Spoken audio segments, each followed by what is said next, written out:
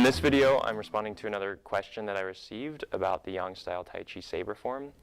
The movement in the form that this question comes from is from here, come in, out, and over. A link to the video where I describe that movement will be in the description of this video below. But the part of the movement that the question was directed toward is here when you come back and place the back side of the blade either on the hand or the wrist before you step forward again here.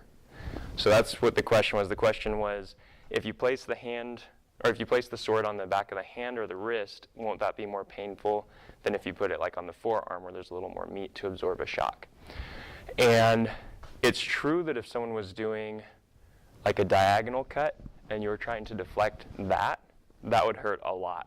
When that blade comes down on yours and it's sitting on either your wrist or the back of your hand, that would hurt a lot to try to deflect something like that. But this deflection is not really meant for a diagonal cut down. What it's really meant for is a straight thrust, and you're deflecting that out of the way with that movement. So it's not a high impact move. So keeping the back of the blade on your hand or wrist, deflecting a thrust instead of a slash attack is going to not cause as much discomfort as if you were deflecting a harder attack. So the reason that you want it closer to the hand or wrist is the less you have exposed out past this blade, the safer you're going to be. So the further up the arm this blade travels for a deflection, the more chance you have that something out here is going to get in the way of your opponent's blade. So if you have it down here, you have less that can get out there, and you can keep that rounded a bit to keep things behind the blade when you're deflecting. So everything's on the back side of the blade. The further up you go, the more chance you have for things to cross that line and be on the front side of the blade where your opponent's blade is. So the question kind of assumed that the attack would be a slash down here and the block here. And if that comes down with any force at all, that is going to hurt a lot on the back of your hand or wrist. So this is not something that I would recommend using for that kind of an attack. If he's coming straight out with the thrust, though, then this is a pretty light impact. And even if it goes harder than that, it's not going to hurt that much. So when I do this deflection, I want to make sure that nothing is on the sharp side of the blade past the blade out here. So if I'm deflecting here, you want to see everything on the back side of the blade. The reason being is when I do this deflection, if he slides down my blade, anything that's out here is going to get hit by his sword. Anything that's back here, probably going to be okay unless the angle changes drastically. So when this comes out, if I go further up the forearm, that's more chance for this to come out here, and then I'm in trouble. So you can go further up the forearm, you just have to be more aware of what's going on with your body position. So if you're going up here because you want that to be more comfortable, you need to pay really close attention to where this hand is going. If you're down here, you need to watch your fingers, but it's a little easier to just bend the wrist slightly to keep things back than it is to make sure all of this is back behind. It can be done. It's kind of a preference thing. It's just a little safer to have the hand or the wrist be the placement of that sword. So in the form, you see that after you do this movement, you turn and cut over the top, and this hand comes out. Basically all that is, you don't have to have the turn to use that in this move. So when he does his thrust, and I come here, then I just step forward and I can either hit with the pommel, I want to make sure I control with this hand, and then I can cut across here. That push out can either be stepping forward to put the hand on the back of the blade, or it can be controlling something. If he lets go with one hand and tries to hit or something like that, I have this hand available. So again, when the thrust comes out, you have your deflection. You can control, come over the top, hit with the pommel of the sword, or cut across. And then in the form, you see it do this. So that can either be, again, going to the back of the blade to finish that cut through, or it can just be continuing to control or working with something else that's happening at that time. So again, when that comes out, you're going to step and deflect, and you want to keep everything back behind the sharp side of the blade, so everything's on the back side. You're deflecting across so that that thrust doesn't reach you. Then you're stepping forward for your cut. And you can, again, put the hand on the back of the blade if you want. So again, when he thrusts, here. So that's just support. If that's not there, you can still do this, but you have a lot more tension that you have to hold up here to deflect this. This just adds structure. It's the pung, so that you're building this structure with your body, and it's easy to do that deflection without having to, overexert yourself.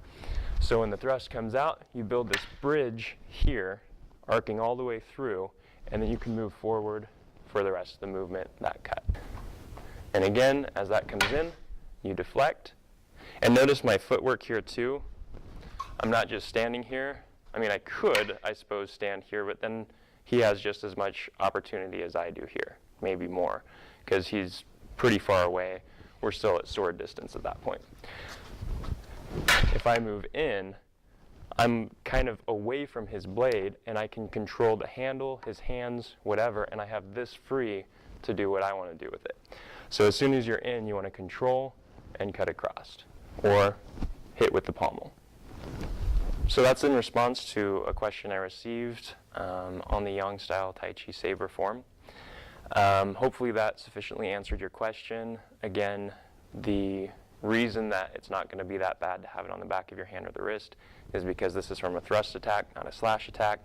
If the attack is a cut across, then there's other things that you would do, and I wouldn't recommend this deflection. So you're right. If you were deflecting that kind of an attack, it would be very painful, and it's not ideal. But when used from a thrust, should be fine. Anyway, I hope this answered your question sufficiently. If there's anyone else out there who has questions about movements in the forms, please feel free to post questions either in the comments below or message me directly, and I'll try to, when I can, put a video together to answer your question.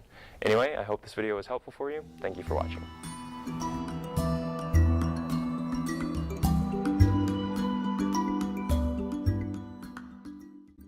So I want to talk to you about something that I found absolutely invaluable for me while I was training in China. Now, while I was over there, I was training 6 to 8 hours a day, 5 days a week, and that is a lot of training. And as you can imagine, it takes a lot of energy to do that kind of training. So something that I had sent to me while I was over there to make sure I could keep my energy up was what's called Pure Trim. And they're basically meal replacement shakes. Now, they're used a lot of times for weight loss.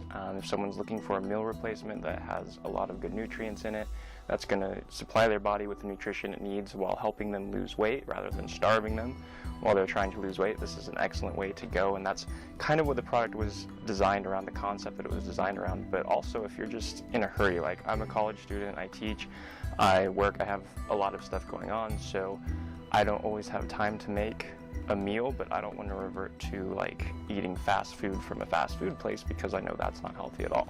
So if you're like me and you very rarely have time to prepare a proper meal, it's a great way to still get your nutrition and be able to continue your daily routine.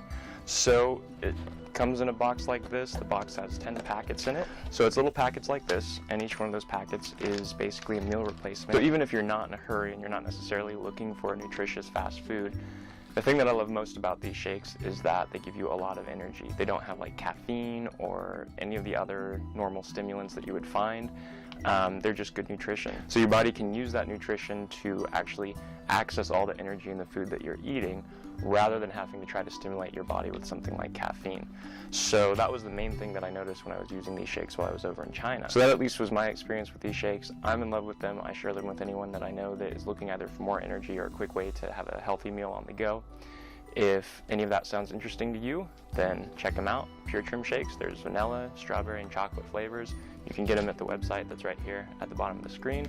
Check them out. Pure Trim.